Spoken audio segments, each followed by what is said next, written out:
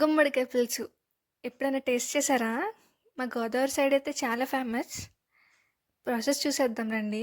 ముందుగా ఒక మిక్సీ గిన్నె తీసుకొని, కొద్దిగా వెల్లుల్లి, ధనియాలు, జీలకర్ర, గసగసాలు, కట్ చేసి పెట్టుకున్న 2 ఉల్లిపాయలు, కొంచెం అల్లం, మన కారంకి సరిపడా పచ్చిమిర్చి, వీటన్నిటిని వేసుకుని పేస్ట్ చేసి పక్కన పెట్టేసుకోవాలి. చెప్పడం మర్చిపోయాను. హలో అండి, welcome to our channel Konaseema అమ్మాయి ముచ్చట్లు. పేస్ట్ అయితే రెడీ అయిపోయింది. ఇప్పుడు కొద్దిగా చింతపండు తీసుకుని నానబెట్టి పక్కన పెట్టేసుకోవాలి. ఈలోపు గుమ్మడికాయల్ని కొంచెం పెద్ద ముక్కల కింద కోసుకొని ఒక దాకలో వేసి, అందులో ఆడుకున్న పేస్ట్ వేసి, కొంచెం వాటర్ వేసి, గ్యాస్ పైన కొంచెం సేపు ఉడకనివ్వాలి. ఒక 10 నుంచి 15 నిమిషాల వరకు.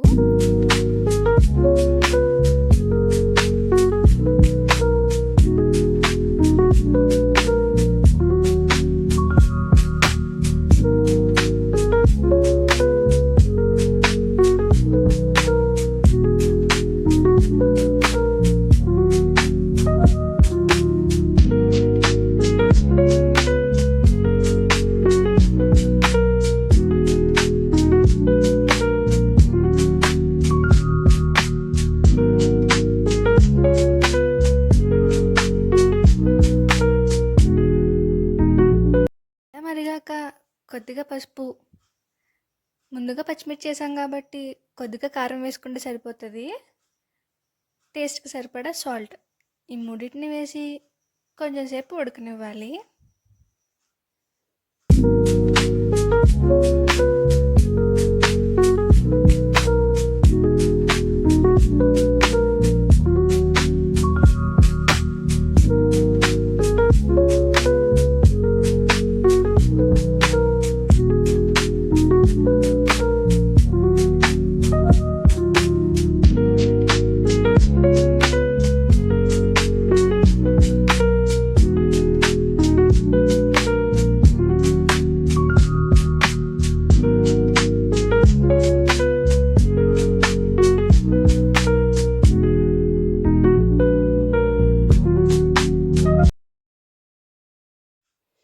ఇప్పుడు కొంచెం చింతపండు రసం యాడ్ చేసుకోవాలండి.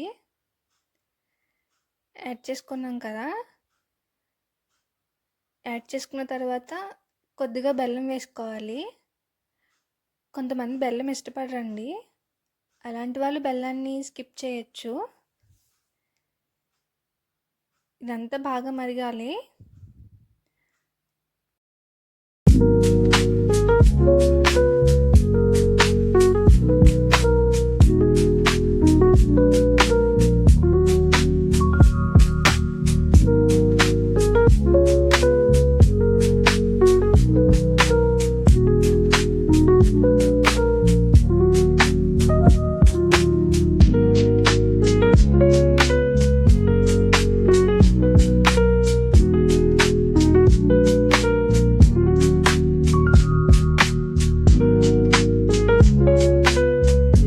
పులుసు బాగా మరిగాక తాలింపు వేయాలి.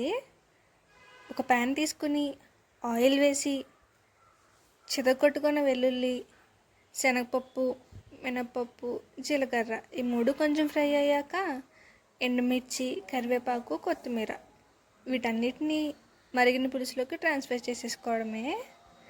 అంతే, గుమ్మడికాయ పులుసు రెడీ అయిపోయింది. ఈ వీడియో నచ్చితే లైక్ చేసి మన ఛానల్ని సబ్స్క్రైబ్ చేసుకోండి. Thank you for watching.